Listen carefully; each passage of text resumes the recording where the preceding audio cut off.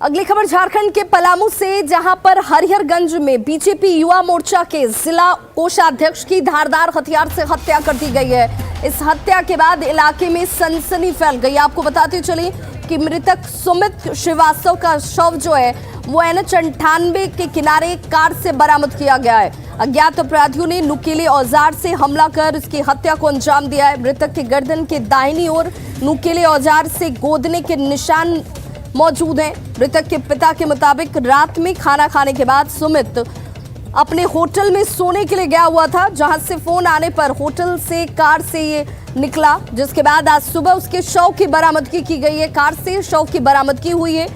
घटना से नाराज व्यवसायियों ने सुबह हरिहरगंज बाजार को बंद रखने का निर्णय लिया। वहीं 12 घंटे में अपराधियों की गिरफ्तारी नहीं होने पर आंदोलन को और तेज करने की चेतावनी दी गई है।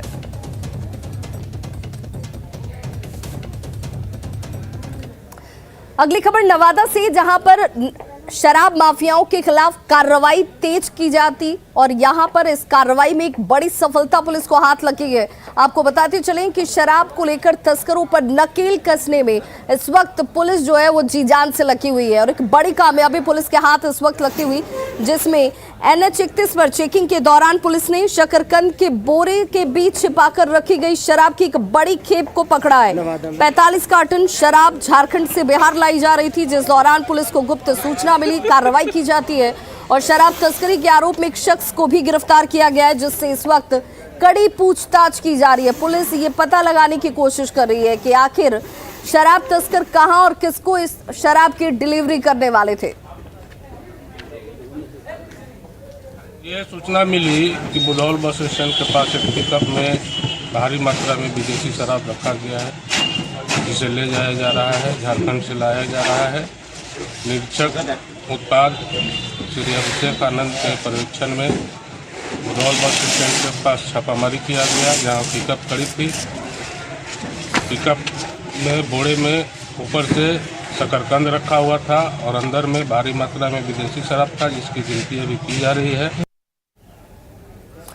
अगली खबर झारखंड के पलामू से है, जहां पर मेदिनी नगर में बस स्टैंड पर रंगदारों की तरफ से रंगदारी की वसूली की जा रही थी। इसकी सूचना पुलिस को लगातार मिल रही थी, लेकिन अब जाकर पुलिस ने इस पर कार्रवाई की है और रंगदारों को गिरफ्तार किया है। इनके पास से मोबाइल और कैश की बरामदगी भी की गई है और ये जो रंगदार इस इलाके में अपने आप को सक्रिय बता रहे थे, इनकी गिरफ्तारी के बाद इन्हें पूरे शहर में परेड कराई गई ताकि लोगों के मन से इनके खौफ को दूर किया जा सके। आपको बताते चले SP को इस बात की गुप्त सूचना मिली थी कि ये लोग रंगदारी के पैसे वसूल रहे हैं। अपराधियों को रंगे हाथों पकड़ा गया है। 23,000 रुपए कैश और मोबाइल फोन बरामद की गई है। सभी आरोपी बस और ऑटो से हर ट्रिप पर 10% जो वसूली है वो कर रहे थे, जिसकी जानकारी पुलिस को गुप्त सूचना के तौर पर मिलती है और रंगदारी का सारा पैसा मंटू तिवारी और परमेंद्र बाबू के पास जमा किया जा रहा था। आपको ये भी बताते चलें कि परमेंद्र बाबू जो है मेदिनी नगर परिषद का उपाध्यक्ष भी रह चुका है। मेदिनी नगर नगर निगम के लिए डिप्टी मेयर तक का चुनाव लड़ चुका है ये शख्स और गिरफ्तारी के बाद सभी अपराधियों को हथकड़ी लगाकर पूरे शहर में परेड कराई गई ताकि लोगों के मन से इनके खौफ को खत्म किया जा सके।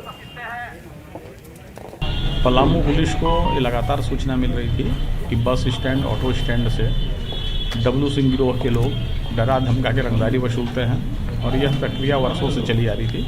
हम लोगों ने पहले भी कई गिरफ्तारियां की थी जो लोग रंगदारी वसूल रहे थे, लेकिन आज फिर सूचना मिली कि आज फिर से उसके गैंग के लोग जो है पैसा वसूल रहे हैं और तब मुझे गोपनीय सूचना मिली कि ये जो है बस स्टैंड के बगल में एक श्री राम बस का डिपो है, वहाँ पर लोग बैठे हुए हैं और पैसे की गिनती भी कर रहे हैं, वसूली भी हो रही है, गिनती भी हो रही है। तो मैंने सदर SDPO के विजय शंकर को कहा कि आप तुरंत जाके छापेमारी कीजिए और इन लोगों ने जब छापेमारी की तो लोग रंगे हाथों रंगदारी वसूलते हुए पकड़े गए हैं।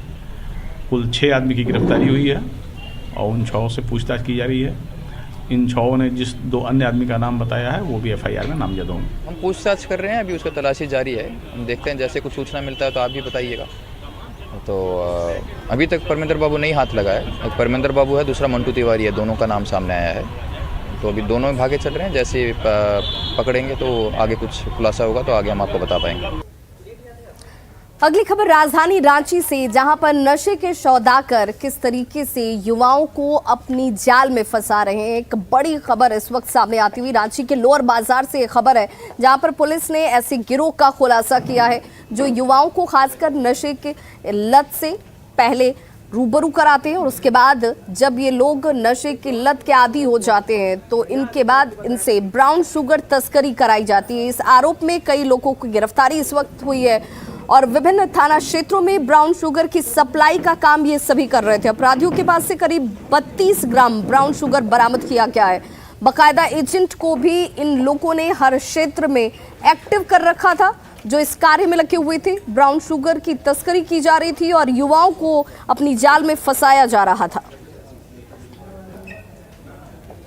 सर्वप्रथम छापामारी नयाटोली चौक लोअर बाजार थाना अंतर्गत की गई, जहां 3 लोगों को ब्राउन शुगर के साथ गिरफ्तार किया गया। उन सभी ने ब्राउन शुगर के इस अवैध तस्करी और बिक्री को स्वीकार किया और इनकी निशानदेही पर पुनः अरगोड़ा तालाब के पास और अरगोड़ा चौक के पास एक गली में छापामारी की गई, जहां से और 3 लोगों को गिरफ्तार किया गया।